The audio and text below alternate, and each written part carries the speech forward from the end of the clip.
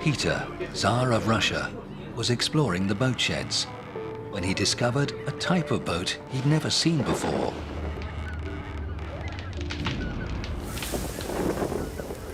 He asked the boatwright who had built this remarkable craft. He was told it was an English boat. Its construction allowed it to sail into the wind as well as away from it. Peter was amazed.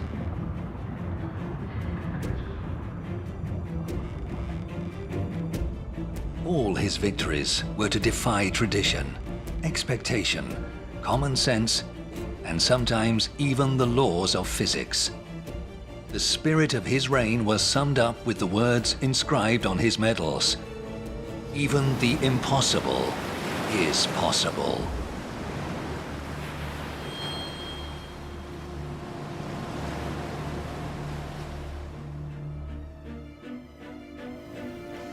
Peter was 10 years old when he first came face to face with a violent mob. Rebels from the Streltsy infantry regiments dragged away his friends and relatives and butchered them like cattle. The trauma caused Peter to suffer from convulsions for the rest of his life. No one could have guessed that this terrified boy would one day sweep away the old Russia and build a new one in its place. Chapter 1. Peter I Alexeyevich. Peter was the youngest son of Tsar Alexi I and not expected to inherit the throne. Alexi died when Peter was just 4 and was succeeded by his eldest son, Fyodor III. But when Fyodor died just 6 years later, the nobles decided 10-year-old Peter would succeed him, bypassing the middle brother, 15-year-old Ivan, who was severely disabled. After a revolt by the Streltsy regiments, real power fell into the hands of their ambitious sister, Sophia, who ruled as Princess Regent. Peter and his mother, the Dowager Tsaritsa Natalia, were sent to live on the Preobrazhensky estate on the outskirts of Moscow. There, Peter formed all the boys his own age into a toy regiment for his elaborate war games.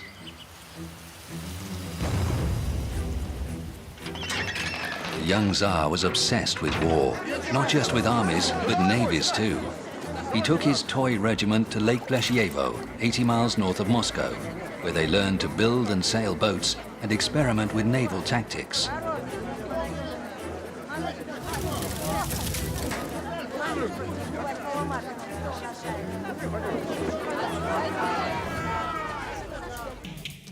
Tsar Peter was remarkable in many ways, but most obviously in physical stature. At 6'7" or 204 centimeters, he towered nearly half a meter over most of his contemporaries. What's more, his gigantic body had unusual proportions. He had very long arms with massive hands, but small feet, narrow shoulders, and a small head. His face was handsome, but became contorted when he was worried or anxious, the legacy of his childhood traumas. All his life, Peter was filled with inexhaustible energy. He could barely stand still and was always looking for some exciting activity to throw himself into. Unlike his older brothers, he didn't get expert tutors. He didn't even finish his education and made spelling mistakes his entire life. When his mother, Tsaritsa Natalia, received her restless son's letters from Lake Pleshyevo, they made her both laugh and cry. This is a letter for my dearest mother, Tsaritsa and Great Duchess Natalia Kirillovna, from her boy Petrushka, who is working constantly. Thanks to your prayers, we're all well. The lake is no longer covered with ice and all the boats are being repaired. We need rope, though. I beg you to send me 700 fathoms of rope. Then we'll be able to proceed. With that, I ask for your blessing.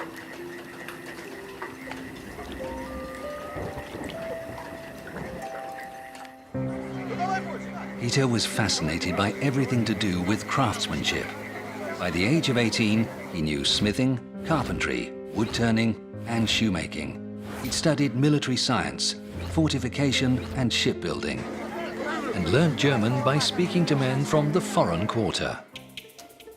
This was an area of Moscow set aside for foreigners, established in 1652 when Peter's father, Tsar Alexi, ordered all non-Orthodox Christians to move to a new settlement outside the city. The new foreign quarter was built just outside the walls along the Yauza River.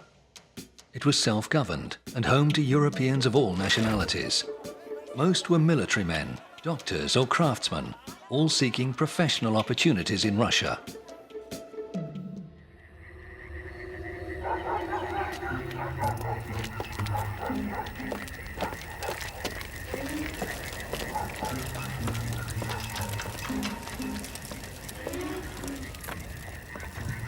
The foreign quarter was just a few miles from Peter's palace at Preobrazhenskaya.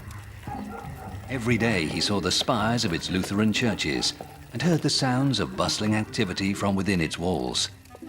Unable to contain his curiosity any longer about how these Europeans lived, he decided to pay a visit. He would soon make himself at home.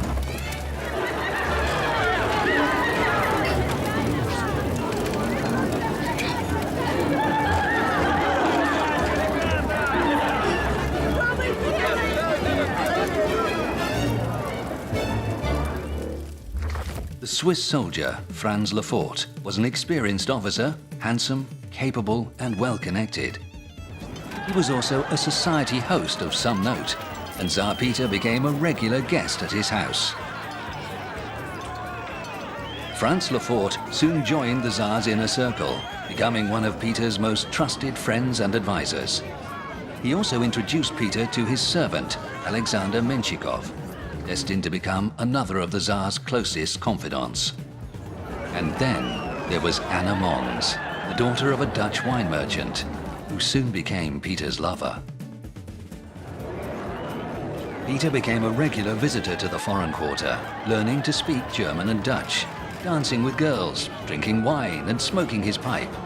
Naturally, when his mother found out, she was horrified. In the hope of encouraging him to settle down, she decided Peter should get married. His bride was the 19-year-old Yevdokia Lupakina. She seemed an ideal match, tall, beautiful, sensible, and extremely pious. But just 2 months after the wedding, the new husband left for Lake Pleshevo.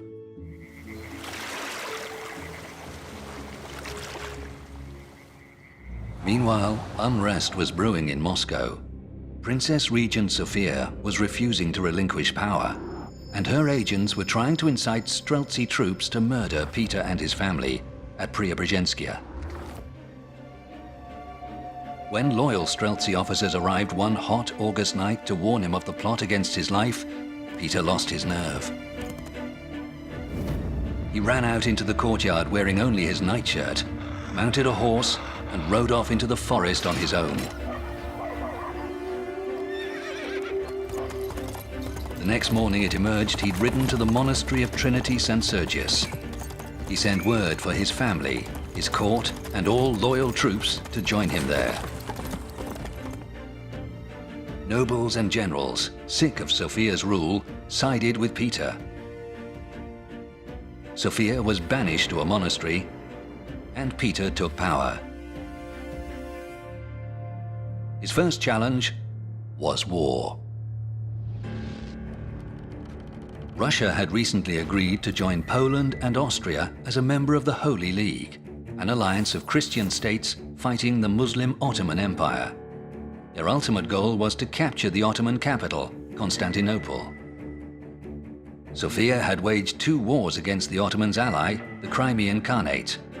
In 1695, Peter decided to attack the Ottomans themselves, targeting the fortress of Azov, which blocked Russia's access from the Don River to the Sea of Azov. Peter would fulfill his obligation to the Holy League while winning a strategic port for Russia. For the first time, the Russian army moved not by land, but by river, traveling down the Volga and Don on specially constructed barges. Peter himself held the rank of senior artillery officer, and was the army's chief gunner.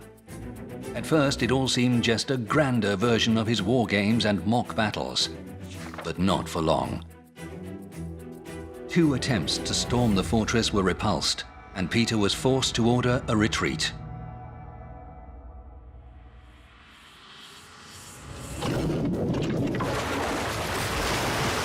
All winter, new vessels were built and launched from Voronezh in the Don's upper reaches.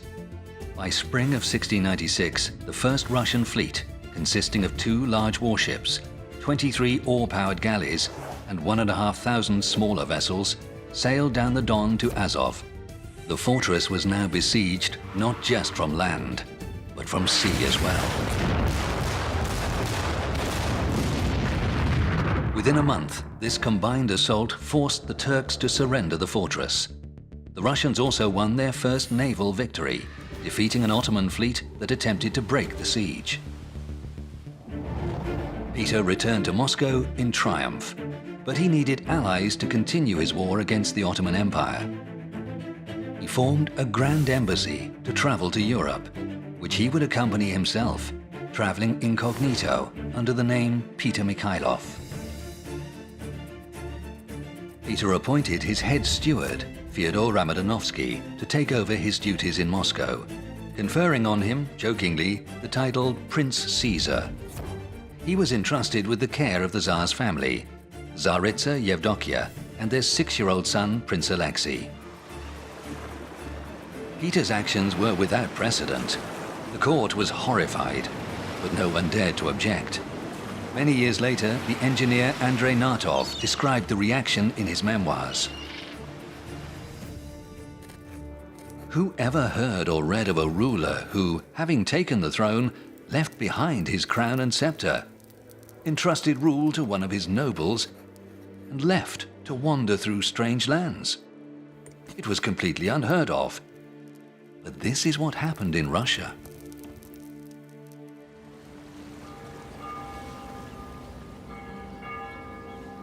At last, the Tsar got to see the world that he had read and dreamed about since his youth. Europe fascinated Peter. Not so much the art or the music, which rather bored him, but everything to do with science, technology and industry. And he wanted to try everything with his own hands. In the Netherlands, Peter Mikhailov got a job as a carpenter in a shipyard to learn how the Dutch built their ships. In England, he also visited the docks to study shipbuilding. Foreigners didn't know what to make of him. This strange, gangly Russian who wanted to go everywhere, see everything, and try it for himself.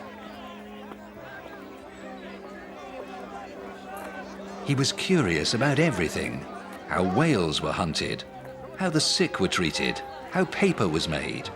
Wherever he went, he tried to persuade specialists to move to Russia to share their expertise with his people. Some even agreed. But Peter's main goal, to find allies for his war against the Turks, failed. Europe's great powers were too busy preparing for their own war to settle the issue of Spanish succession. No one had time for an alliance with far-off Russia. But in Poland, Peter did manage to find an ally to fight Sweden, his northern rival. Augustus, king of the Polish-Lithuanian Commonwealth and Elector of Saxony, was said to be the strongest man in Europe. When the 2 rulers met, they agreed to dine together. One observer later recalled that when King Augustus saw that a silver dish on the table wasn't clean, he picked it up and rolled it into a tube with his bare hands. Tsar Peter, thinking the Polish king was trying to intimidate him, picked up another silver plate and did exactly the same.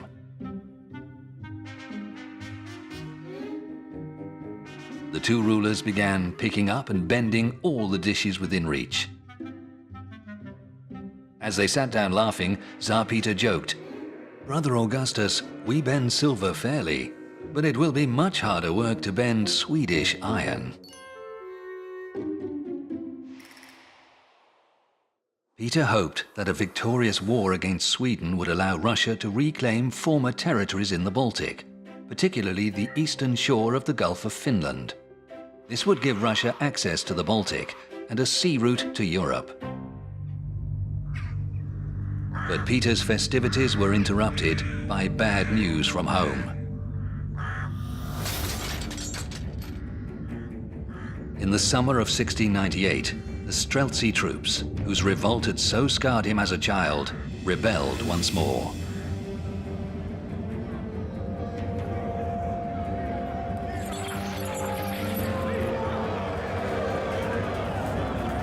Rebel regiments were now marching on the capital. To Moscow, they declared, "We'll destroy the foreign quarter and beat the foreigners who reject our Orthodox faith. To Moscow, come hell or high water, for we have a higher purpose. We will keep the Tsar out of Moscow and kill him for his faith in these foreigners." Peter traveled 300 miles in 4 weeks to reach Moscow. But by the time he arrived, his deputy, Fyodor Ramadanovsky, had defeated the rebels and begun dealing with the ringleaders. 130 Streltsy were executed, 150 more flogged and exiled to Siberia. But it was not enough for Peter. He ordered new interrogations and more torture, some of which he attended personally. A public mass execution was arranged in Moscow. 800 Streltsy were beheaded in Red Square. Hundreds more were hanged from the walls of the Kremlin. Peter beheaded 5 rebels himself. Noblemen and foreign diplomats witnessed the bloodbath. Around 2,000 Streltsy were executed in total, 800 flogged and sent to Siberia. Streltsy was now a word that Peter equated only with anarchy and revolt. After the executions, he decided to make some changes, both in his own life and his kingdom. He forced his unloved wife, Yevdokia, to become a nun and entrusted the care of their 8-year-old son Alexi to his sister Natalia. Peter began to live openly with his Dutch lover, Anna Mons. The conservative Russian nobility was shocked, but Peter didn't care.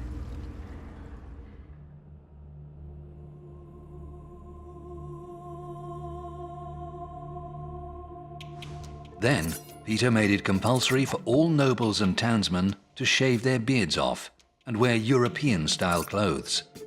The only people allowed to keep their beards were peasants, priests of the Orthodox Church, and those who paid a hefty beard tax. A beard permit cost 600 rubles a year for a nobleman, worth about $100,000 today, and 30 rubles for a servant, or $5,000 today. Peter also forced his court to adopt European customs.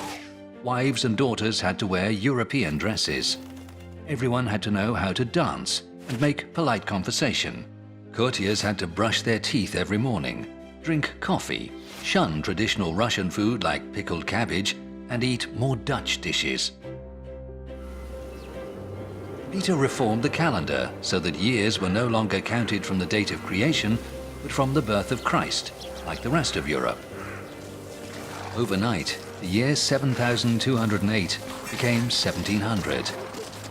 And New Year was moved from September the 1st to January the 1st. In honor of the occasion, the Tsar instructed his people to decorate fir trees, entertain their children, and go sledging. Adults, he instructed, were not to drink and fight. There were enough days of the year for that already. The first New Year festivities led to a huge fire that almost burned down Moscow. Peter was not concerned. He didn't care much for old Moscow. Besides, he was preoccupied with preparations for his war against Sweden. A secret alliance with the Polish King Augustus II and the King of Denmark and Norway, Frederick IV, had now been signed. Both kings looked on Tsar Peter as the junior partner. Their adversary was the 18-year-old King Carl XII of Sweden, a lover of hunting and parades who no one took seriously. In the spring of 1700, Augustus, ruler of the Polish-Lithuanian Commonwealth, launched an offensive in the Baltic and laid siege to the Swedish-held city of Riga. But for the King of Denmark, the war quickly took a disastrous turn when the Swedish fleet appeared unexpectedly outside Copenhagen. Unable to defend his capital, the Danish king was forced to make peace with Sweden. Soon, Augustus was forced to withdraw from Riga, leaving Peter with his ill-trained forces to face the greatest army in Europe alone.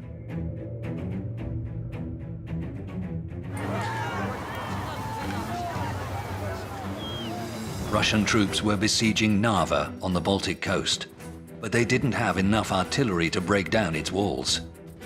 After 2 weeks, the main Swedish army began to close in. As it approached, Peter appointed the Duc de Croix as commander-in-chief and left for Novgorod. He was not there to see the outnumbered Swedish infantry attack through the blizzard and inflict a crushing defeat on the Russian army. He didn't see the surrender of his hired foreign officers, or the moment his men cast their banners at the feet of the Swedish king. Peter had lost one army. Now, he had to forge a new one. His military reforms would create Russia's first regular army, a professional force made up of full-time conscript soldiers. Military service was required from all nobles, and peasants were expected to send one man from every 20 households who served for life. Troops were rigorously trained in drill, while Peter's toy regiment formed the basis for 2 new elite units, the Preobrazhensky Guards and Semenovsky Guards. Soldiers also received new weapons, rapiers and flintlock muskets instead of the old arquebuses. In 10 years, the Russian army was expanded to a strength of 200,000 men, supported by a force of 100,000 Cossack cavalry. Peter had created the largest and most modern army in Russian history. After the catastrophe at Narva, Peter needed to replenish the treasury quickly. He reduced the amount of silver in the coins, providing more cash in the short term, but devaluing the currency, driving prices up. He was pushing the country to the edge of another rebellion. He was making people dress up like heretics, forcing them to cut off their beards, and now forcing them to pay for his disastrous war. There were rumors that the Tsar who'd returned from abroad was a different man. The real Tsar, it was said, was in prison far across the sea. Others openly called him the Antichrist. Peter didn't care. Instead, he ordered church bells to be taken down and melted into cannon. Peter's draconian taxes were bleeding Russia dry and triggering riots and revolts across the land.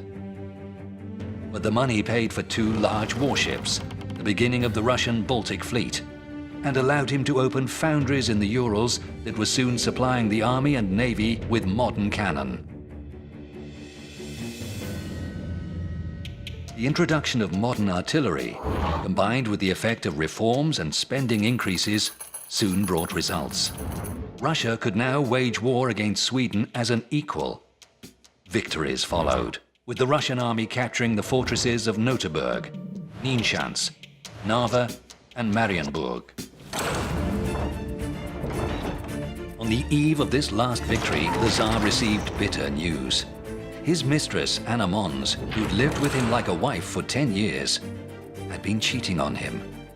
The passion of their youth was long gone, but her betrayal was still painful to Peter.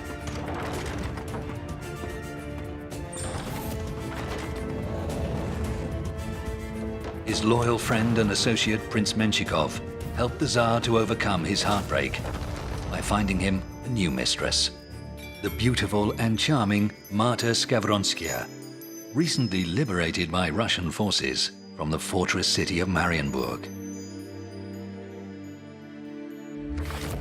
Marta turned out to be the woman that Peter needed in his life. 2 years later, he brought her to Preobrazhenskaya as his bride, where she converted to Orthodoxy and took the name Catherine Alexeyevna. This kind and gentle woman, who had once served as a housemaid and remained illiterate all her life, would bear Peter 11 children, and in time be crowned Empress of Russia. For now, the Great Northern War ground on. On Hare Island, where the river Neva flows into the Gulf of Finland, the Russians began to build a fort with 6 bastions. Named the Peter and Paul Fortress, it guarded the first Russian port on the Baltic Sea.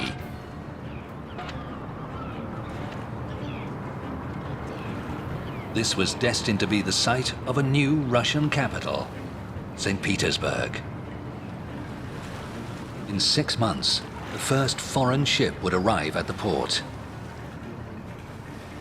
3 years later, the first warships would be launched from the city's Admiralty shipyard. Peter's dream of dominating the Baltic Sea was within reach. The construction of the Tsar's new capital was beset with difficulties, and needless to say, hugely expensive. First, the marshes had to be drained, then numerous dams and dikes put in place to protect the land from flooding. It took 20,000 logs to build just one dike. Today, it would take 20 freight trains to deliver this much timber. Each year, 40,000 laborers arrived to help build the new city. And for the first time, the Tsar authorized the use of thousands of prisoners as convict labor. They were formed into labor battalions, working for up to 15 hours a day, and even around the clock during the white nights of summer. In 15 years, these brutal conditions would claim the lives of an estimated 100,000 workers. Europe paid little attention to Peter's victories.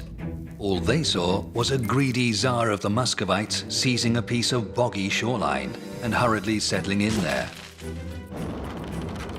They were much more interested in his enemy, Karl XII of Sweden, waging war in the heart of Europe against the Polish King Augustus. In 1706, Karl defeated Augustus, forced him to give up his throne, and then turned on Russia. The two armies met on June 27, 1709, 4 miles outside Poltava. Both monarchs led their armies in person. On the eve of battle, Karl addressed his troops. He promised them that the next day they'd eat at the table of the Tsar of Russia. He's prepared many dishes for us. Go where glory calls. Tsar Peter also spoke to his troops. Soldiers, a time has come that will decide the fate of our motherland. Do not think you are fighting for Peter. You are fighting for the state he is entrusted with, for your families, your motherland, for our Orthodox Church. The Swedish army at Poltava had a strength of 8,000 infantry, 8,000 cavalry, and just 4 cannon. The Russian army consisted of 25,000 infantry, 9,000 cavalry, and 73 cannon. The battle raged for 10 hours and ended in a brilliant victory for the Russian army. Russian losses were 1,300 men killed and 3,300 wounded.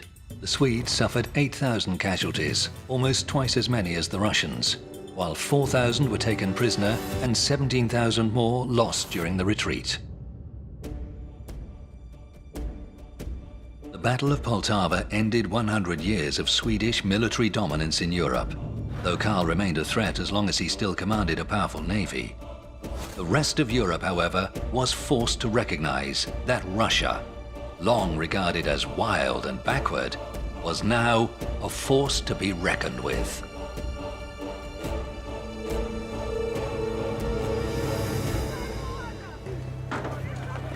Peter had turned his back on Moscow, its onion domes, winding streets, and apple orchards.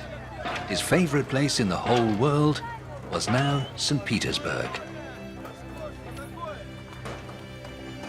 Peter described these boggy, windswept islands as paradise. He liked to oversee as much of the work as possible himself, including the construction of the Summer Palace, inspired by the stately homes and gardens he'd visited in Europe. Every day Peter spent here was a happy one, as he watched his new capital rise up around him.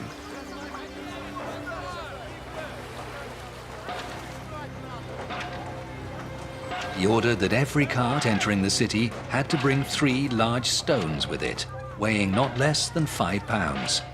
These were used to turn streets of mud into the city's first paved roads. Peter could already see the great palaces, wide boulevards, parks and promenades that would one day make this city the Venice of the North. But Peter's quest to modernize Russia was far from complete. Everything had to change. Finances, bureaucracy, laws. There was no master plan. It would be step by step, as dictated by necessity. And the most pressing need was for money. Peter's tax reform centered on the creation of a poll tax, to be paid once a year by every male subject in the realm. Peasants had to pay 74 kopecks, about $100 today, while those living in towns had to pay nearly double, 1.2 rubles, about $200 today. Peasants in some parts of the country were now taxed for the first time, including inhabitants of the far north, Siberia, and the Volga region. State revenue tripled, providing Peter with the money necessary for further reforms. Peter saw his work as a sacred duty, and himself as the motherland's faithful servant. He expected the same from all his subjects, regardless of rank, from the grandest noble to the humblest peasant. To ensure the smooth running of the state, he created the post of fiscal, a secret informer who sniffed out corruption, which was then punished brutally to deter others. But bribe-taking and embezzlement remained endemic. For every 100 rubles collected in state taxation, scarcely 30 reached the state treasury. The greatest embezzler of all was the Tsar's close friend, Prince Menshikov, whose income almost equaled that of the state. Peter finally lost all patience, declaring that if someone stole even just enough money to buy himself a piece of rope, that rope would be used to hang them. Menshikov talked him down, warning that if he passed such a law, he'd soon have no subjects left. Peter was involved in drawing up statutes and charters for many new bodies, from the Academy of Sciences to the Admiralty, as well as issuing hundreds of decrees. The Tsar legislated on almost every aspect of Russian life, from the type of boot polish used to the width of cloth that was produced, the profits of merchants, the proper way to construct stoves, farming implements, the correct form of wedding, the treatment of the sick, what sort of coffin should be used to bury the dead, and how many times a week a sauna should be heated. And there were more. Each new law stipulated the punishment for breaking it, a fine for talking in church, the death penalty for treason. To Peter, it was clear.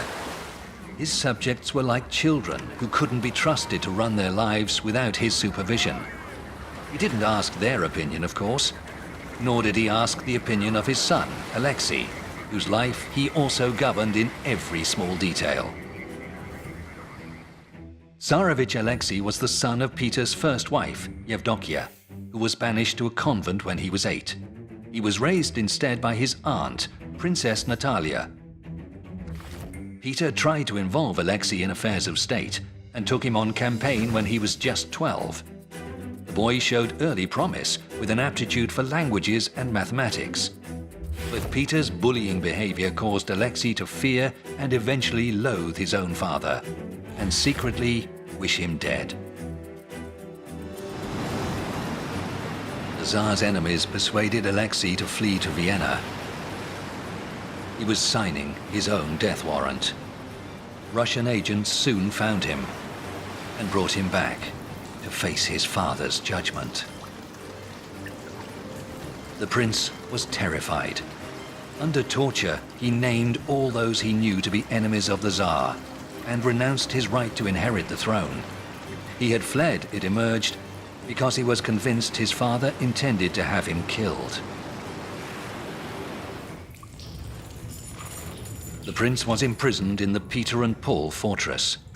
On June 25, 1718, a court found Alexi guilty of treason and sentenced him to death. The next day, the prince was found dead in his cell. The official cause of death was an apoplectic fit. The real cause cannot be proved. What is known is that the prince was cruelly tortured for days during his interrogation. The day after his son's death, Peter celebrated the 9th anniversary of the Battle of Poltava. But those close to him could see his grief. "I suffer for the entire motherland," he wrote. "My enemies play vile tricks against me. It's hard for people to believe in my innocence as they know none of the facts. But God sees the truth." Peter could see with brutal clarity how precarious his achievements were. If he died, everything would collapse. And the Tsar was not a well man. The opinion of Peter's doctor, Laurentius Blumentrost, was that his 44-year-old patient suffered from chronic bronchitis, inflammation of the bowels, chronic kidney disease, kidney stones, a swollen liver, and damaged nerves. Peter wasn't good at following diets or cutting down on alcohol. Instead, he went to spas to take the local mineral water. Peter was now spurred on by a sense of his own mortality. First, he needed to end the Great Northern War, now in its 20th year. Even after Karl XII fell in battle, Sweden would not make peace and refused to recognize Peter's Baltic conquests. Russia would first have to defeat Sweden's navy. In 1714, at Gangut, the Russian galleys won their first victory over the Swedes. 6 years later, at Grengum, they captured 4 Swedish frigates. Sweden then signed an alliance with Britain, and a joint Anglo-Swedish squadron approached Russia's Baltic Fleet base at Revel, but was then forced to withdraw. In 1721, the war ended with the Treaty of Nystadt. Sweden recognized Russian ownership of Ingria, which became the province of St. Petersburg, Livonia, modern Latvia and southern Estonia, Estland, now northern Estonia, and part of Karelia. Russia had its Baltic Sea outlet, and with it, the status of a European power. The Russian Senate asked Peter to accept the title Father of the Nation, Peter the Great, Emperor of all Russia. The moment marked the end of the Russian Tsardom and the birth of the Russian Empire. But what future for the House of Romanov? Few of Peter's children had survived infancy. His heir, Peter, died at the age of 3. He had 2 adult daughters, Anna and Elizabeth, and a grandson, little Peter, the son of the late Tsarevich Alexi. But Peter didn't want the boy to succeed him yet, fearing he would become the puppet of his enemies, who would try to undo all his reforms. Peter decided to change the ancient customs of succession. He issued a decree allowing a ruler to choose their successor. "Let the ruler be always free," it said, "to choose to whom they will give their inheritance." In the spring of 1724, at the Cathedral of the Assumption in the Kremlin, Peter solemnly crowned his wife, Catherine, as empress. Did it mean he intended to leave the throne to her? The Tsar made no mention of the matter.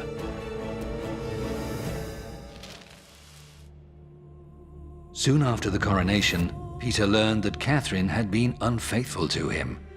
and that her lover was the brother of his former Dutch mistress Anna Mons. It was a heavy blow.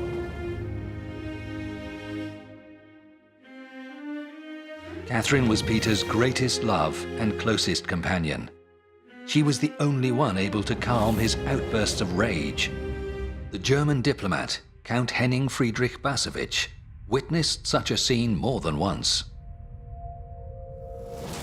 He used to have fits, caused by a dark thought entering his head that someone was trying to kill him. These episodes were a nightmare for those closest to him. They knew a fit was coming when his mouth started to shake. They would immediately send for the Empress. She would start talking to him, and the sound of her voice calmed him down.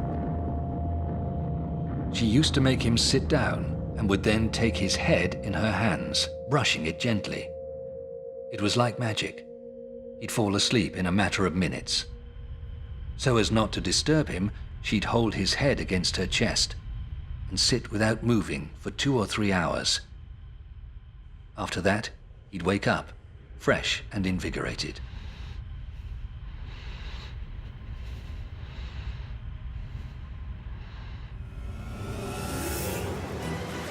Peter had never been a faithful husband. On campaign, he would bed the servants and the soldiers' wives, and even established a set fee for their services, 1 ducat per night. Nor did the ladies of court escape the Tsar's attention. In his father's day, women were kept out of sight. Now, instead of being treated like slaves, it was said, they were worshipped like goddesses. The many sudden changes to Russian customs, social norms and dress were soon being blamed for a collapse in morality. The Tsar himself set a terrible example. His lovers included Mary Hamilton, a lady-in-waiting, Countess Avdotia Chernyshova, Countess Maria Rumyantseva, the Romanian Countess Maria Cantemir, and Elizaveta Sinyavskaya, all of whom slept with Peter with the full knowledge of their fathers or husbands. Catherine had tolerated all of the Tsar's affairs and never reproached him for them, but that was expected. Peter had Catherine's lover arrested and charged with accepting bribes to avoid public disgrace. The investigation was swift. He was found guilty in 5 days and dead in 8. Peter had his severed head preserved in alcohol and placed in a jar.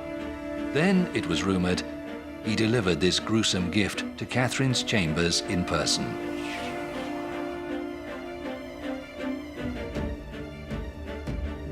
Emperor and Empress did not speak for nearly a year. They neither dined nor slept together. But in the autumn of 1724, Peter's health suddenly got worse. He'd continued to ignore his doctor's advice. Now he would pay the price. On January the 16th, Peter was too ill to leave his bed. He called for the Empress. They talked for 3 hours. All that time, Catherine knelt beside him. At last, they made peace and forgave each other. The next day, Peter was in excruciating pain, but the doctors could provide no relief. His screams echoed through the palace. Catherine did not leave his bedside. On January 22nd, in between fits, Peter confessed his sins. 5 days later, he asked for a desk to write his will. He didn't know that in the next room, generals and senators were discussing the succession. For many of them, it was a matter of life and death. One half, Dukes Dolgoruki, Galitzin and Repnin, were for the 10-year-old Peter, the late Prince Alexi's son. The other half, new men like Menshikov and Tolstoy, who'd led the investigation against Prince Alexi, feared his son would seek to avenge his father. They wanted the Empress to take the throne. Peter wrote just 2 words, "Give everything," and fainted. At 4 a.m., the Senate decided the throne must go to Catherine. She was still at the Tsar's bedside, and At 5:10, he died in her arms.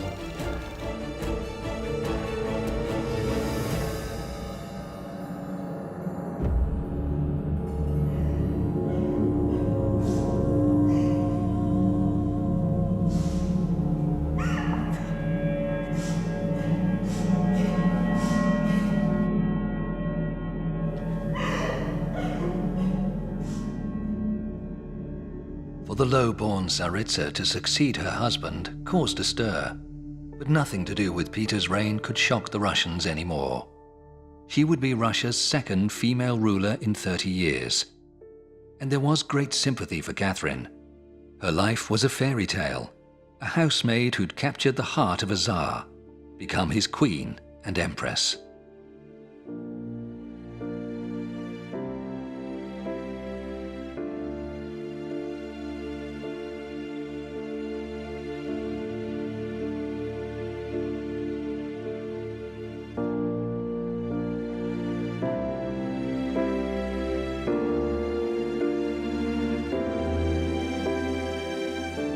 Chapter 2. Catherine I Alexeyevna. The Empress knew nothing about ruling a state. She couldn't even read and write. The only thing she ever mastered was how to sign her own name, but that was enough to authorize the founding of a Russian Academy of Sciences, as Peter had always dreamed, and to authorize Vitus Bering's expedition to the Far East. On the whole, Catherine left the governing to others and devoted herself to parties and drinking.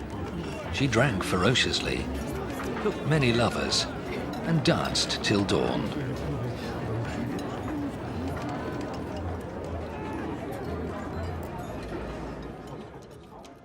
A typical day for the Empress began when she rose from bed at 4 o'clock in the afternoon. She dined at 8. Then took a walk in the summer garden. She usually went to bed around 10 o'clock the next morning. Her court was dominated by the serene Count Alexander Danilovich Menshikov.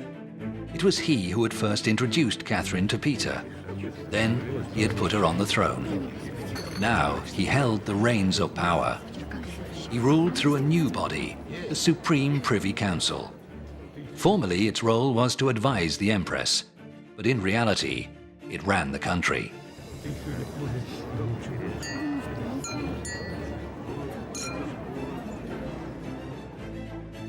Catherine didn't attend the council meetings. She had no interest. She listened to its reports, but for no more than half an hour. Any longer gave her a headache. The Empress's dissolute lifestyle soon led to serious health problems. She put on weight and suffered from kidney disease and a heightened pulse.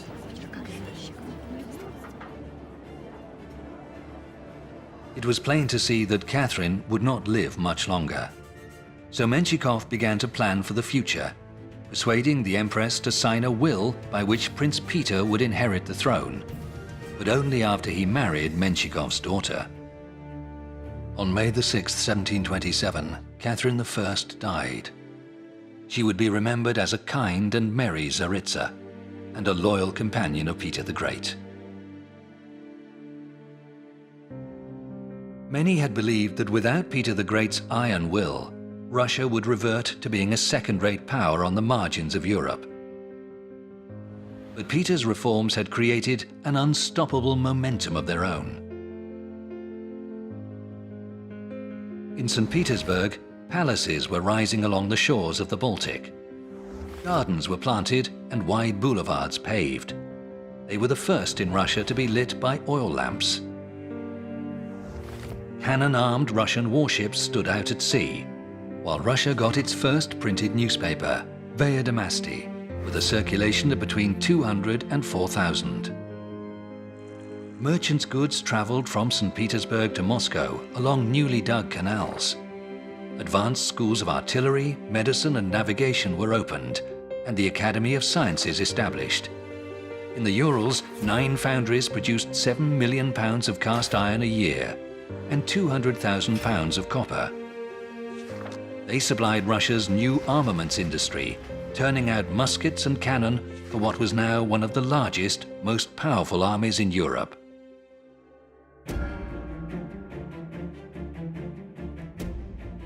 Peter had dragged Russia from the Middle Ages into the modern world.